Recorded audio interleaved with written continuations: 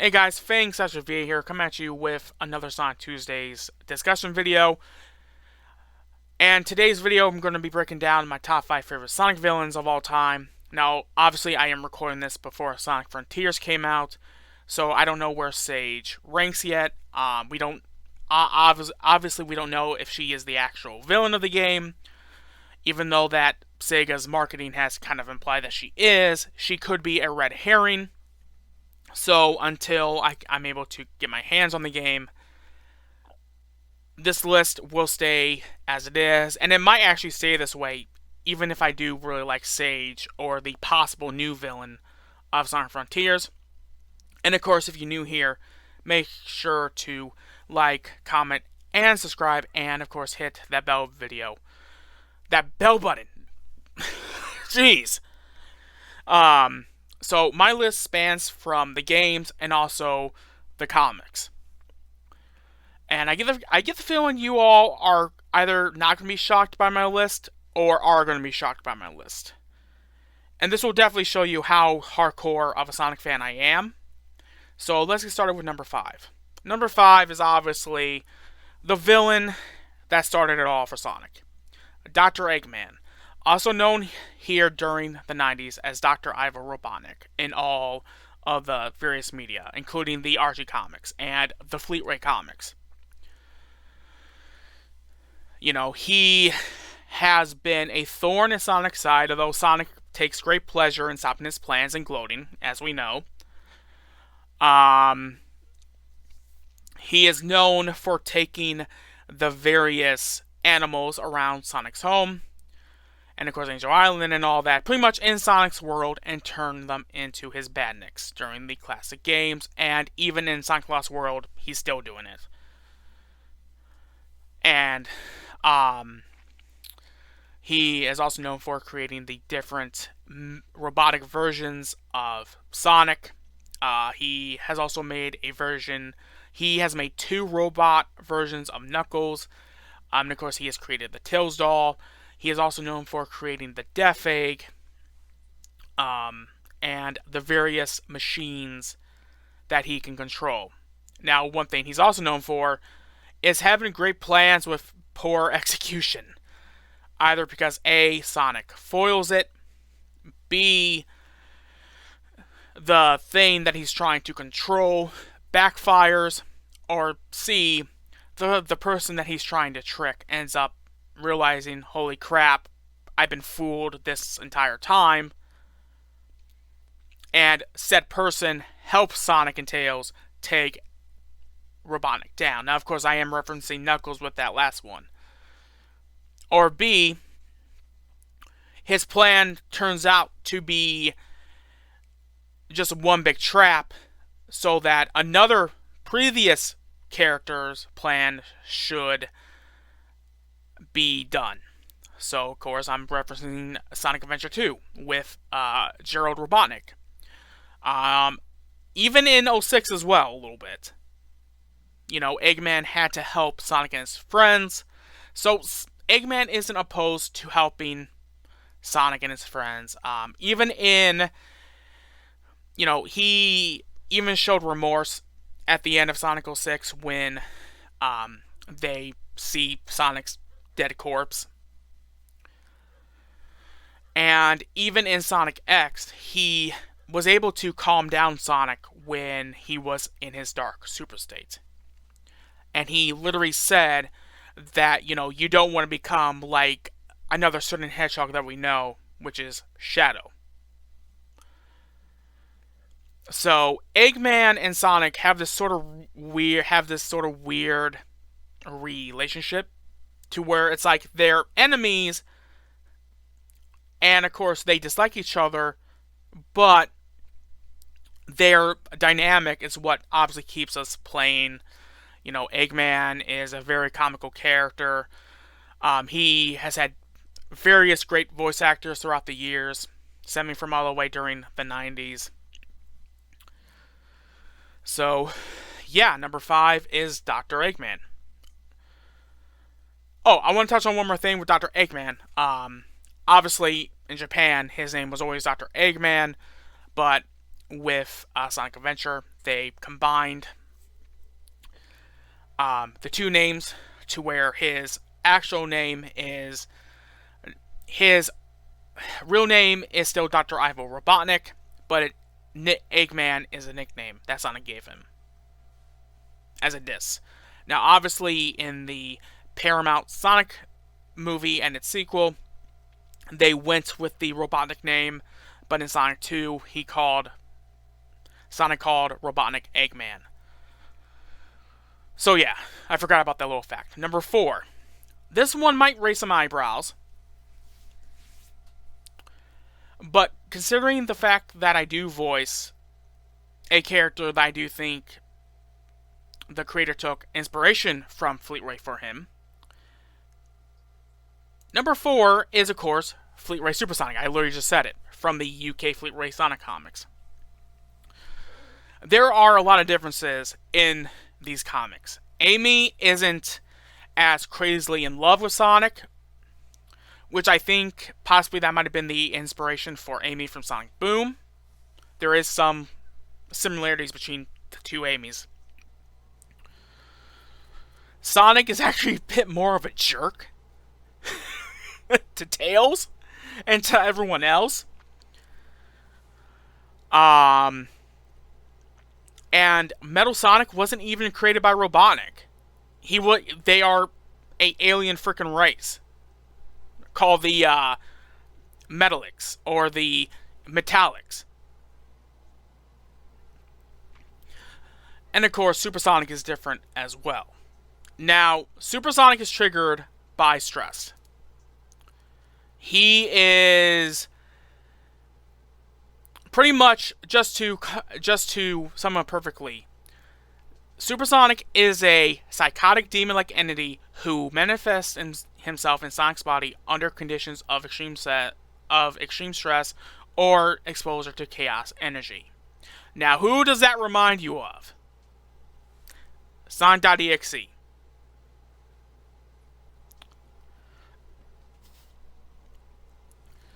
Both characters have a sick enjoyment of tormenting Sonic's friends. They both, obviously, Sonic.exe is a demon. Fleetway is definitely borderline demonic, despite the fact that, he is still Sonic.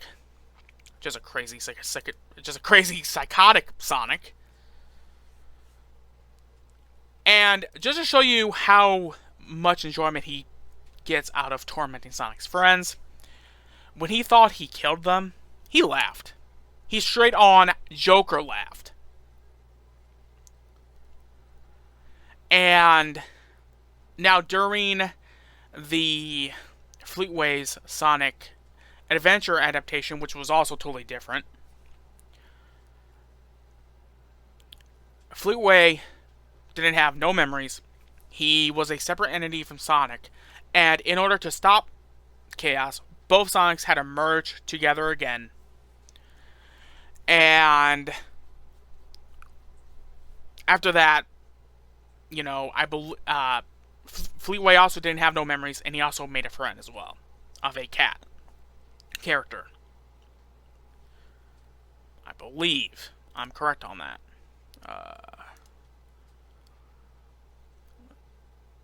Ebony. Yeah. Ebony. And Supersonic was very much, a good person. But I believe once they merged, Super realized that he wouldn't be able to use his powers without turning evil. So, he had no choice to merge back with Sonic. And he even reverted back to his demonic state. So, yeah. Fleetway Supersonic is number 4 on my favorite villains list because of the fact that he is terror incarnate. He is straight on chaos in a single being. And fun little fact, there's a evil Supersonic in the Archie comics, which is a separate entity from Sonic. And obviously, we can all assume who they took inspiration from. Even now, obviously, Dark Supersonic is a different super state from Fleetway, but when Sonic became Dark Supersonic, he enjoyed just ripping those robots to shreds.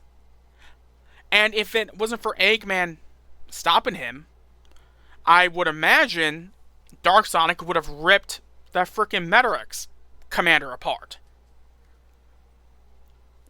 So, Fleetway Supersonic has inspired a lot of different fan creations, official stuff as well. And heck, like, there was a reference to him in the second Sonic movie, when, like, Knuckles goes, he might not be the same Sonic as before. That was a Fleetway reference. I love it when various Sonic properties do those sort of cool Easter eggs. Anyway, sticking with the evil Sonic theme, number 3, Scourge the Hedgehog. I have a bias towards Scourge, not gonna lie, because I voice him, and plus, he has always been a character I liked, because he's... If you want to be technical, throwing in Dragon Ball logic to this, he is Sonic Black.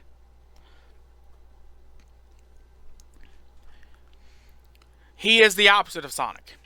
While Sonic had a pretty good life, Scourge didn't. Scourge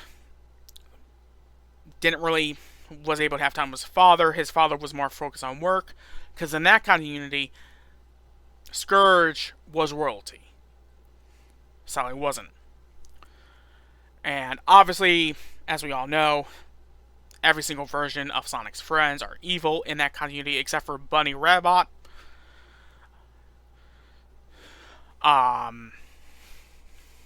Or of course in that continuity, in the anti-Morbius dimension, she was called Buns Rabbit.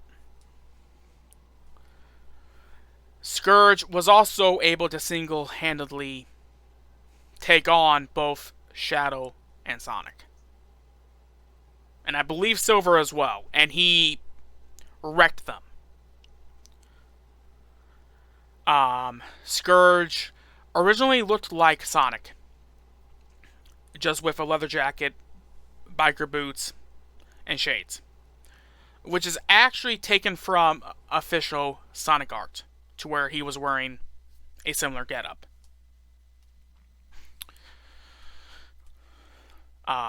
Eventually, he makes his way towards the actual Morbius, where our Sonic is, and he tries to ruin Sonic's reputation by being a womanizer, which is something that I've always tried to debate against with people when people call him a womanizer. He only did that to ruin Sonic's reputation. The only person Scourge cares about it is himself, and maybe Fiona. But if it comes down to it, if it comes down to a, either I free myself and let her perish, or save her, and there's a chance that I could perish, Scourge would pick the first option. He is selfish. He is, like I said, he is the opposite of Sonic. But anyways, he goes to the Master Emerald, and when he tries to get power, it changes color green. He gets a flame mark. I believe he gets some sort of scratch on him, like some sort of wound.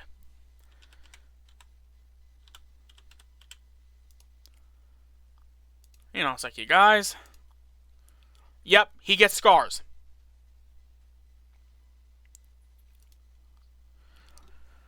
And his eyes are blue. Now, obviously, IDW fans know that Scourge the Tenic has a similar getup, a similar personality, and a similar color scheme. Everyone knows my opinion on that. While I do like Scourge, I wish they didn't create a character that was meant to basically replace, well, not so much replace Scourge, but to fill in that... pretty much they pulled a Kale from Dragon Ball Super. It's obvious that we want Scourge back in the comics, but due to a certain someone, they can't. But yeah. And going back to that whole Sonic.exe inspiration, Super Scourge has black iris and red pupils. Sonic.exe is similar. Same eye color scheme. And Lord X as well. So yeah, that's number 3. Number 2. Now, number 2 and number 1 can be interchangeable. But this is how I truly feel about this. Number 2 is Neo Metal Sonic or Metal Sonic. Now, I thought about this for a while, and the reason why I decided to put him at 2 is while he actually was able to he was so close on taking over the world in Sonic Heroes, he, because of Eggman putting that independence in him, he basically figured out that, well, Eggman's useless. I can do stuff myself. I can act like Eggman and bring all the various teams to me so I can crush them in one swoop. So obviously, he had to make it seem like it was Eggman doing it when it wasn't. And he was also scanning different people, like he scanned Shadow, which is why, people thought... I know that me and my best friend thought it was a Metal Shadow because of how the spike designs were. But no, it's because he copied Shadow's abilities and look and all that. He also copied the Chow because of Chaos. And Neo Metal Sonic was really powerful in Heroes. He was able to shoot lightning out of his hands like freaking Emperor Palpatine. And even in the IDW comics, which I'm loving this part of the comics, by the way. I gotta get back to reading it. Neo Metal Sonic is once again in control because I guess once he got to the final battle, the battle was done. The war was over. He wasn't needed. It would have been interesting to see maybe during a boss fight, like having Neo Metal Sonic show up, because he was Neo Metal Sonic at the time. But the reason why I put him as number 2 is that other than Sonic Heroes, Metal Sonic hasn't really done anything really noteworthy. And to be honest, some people might argue that on my list, Metal Sonic should be maybe 5 and Eggman should be 2, but I truly like Metal Sonic all around. It's just Sonic Heroes really stood out to me because Sonic Heroes is what made me a fan of Metal Sonic. And yeah. Now, fun little fact of Metal Sonic and Heroes, he was voiced by Ryan Drummond. And if people don't know who Ryan Drummond is, he voiced Sonic the Hedgehog. And one little thing I want to say about Neo Metal Sonic's copy abilities. Was that inspired? Like, did Eggman take inspiration from Emerald for that? Emerald for that? Because Emerald can do the same thing. He can copy people's abilities and all that. Now, I know that Sonic Battle takes place after Sonic Heroes. I don't know, it's kind of interesting. So maybe at the time, Eggman probably had Emerald and was studying him and maybe like applying some of those things to Metal Sonic. Upgrade Metal Sonic and all that. We don't know. And of course, now we get to number 1. He is quite literally Shadow's shadow. Mephiles to me represents if Shadow truly allowed his dark side to take over. Mephiles was scheming behind without anyone knowing it. Now, Shadow was always on his tail. But Silver was fooled. Sonic was focused on Eggman. Mephiles was Shadow's enemy. To me, Mephiles is the most evil Sonic character ever, considering the fact that he's named after an actual demon. And his true form looks like a demonic shadow. He has been the only person that has actually managed to kill Sonic.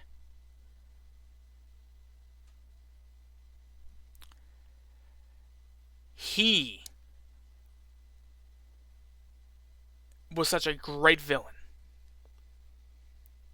And there are people out there that think that he wasn't. And in my opinion, you all need to look past that Sonic 06 hate bias and go back and watch the cutscenes that he was in. He was conniving. He was cunning. I mean, he pit Silver against Sonic, telling him that Sonic was the reason why his future was the way it is. And technically, he wasn't wrong. However,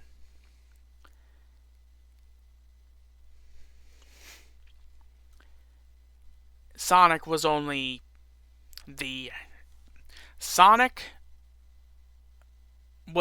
catalyst of Iblis being unleashed and the whole world becoming becoming heck on Earth for Silver and Blaze.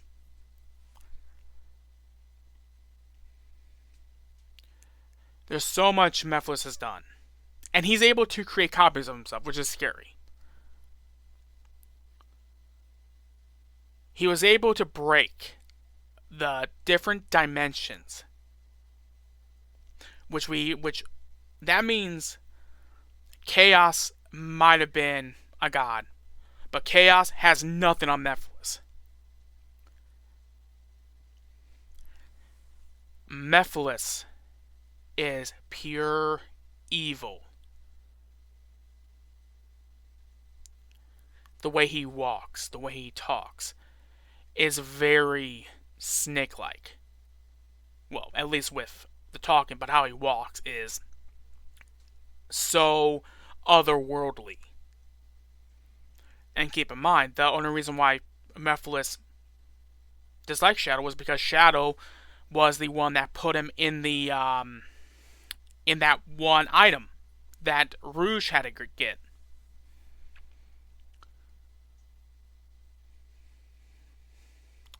There's so much more I can say about Mephiles, but we would be here for a while, and it's already close to getting to 25 minutes. So, if you all enjoyed this video, you all know what to do. Let me know what your top 5 favorite villains are in the comments. I'll be seeing you all in the next video. Later, guys.